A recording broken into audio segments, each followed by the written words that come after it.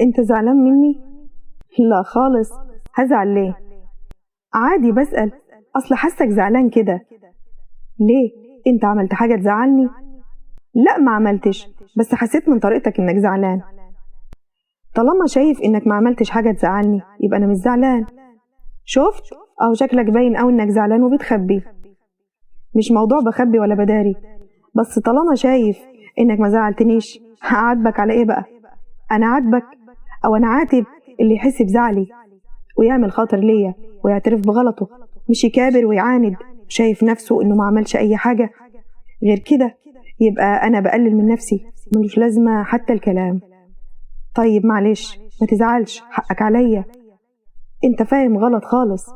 الفكرة مش في كلمتين معلش وما تزعلش مني عشان تمشي بيهم الدنيا والمركب تمشي وخلاص، وانت مطلع الكلمتين منك يا عيني غصب عنك، ومن جواك ولا حاسس ولا مقتنع بيهم اصلا. للأسف انا اعتذارك ده بقى مش فارق معايا، ومش رخامة مني والله، بس عشان مش ده اللي انا عايزه ولا مستنيه منك خالص.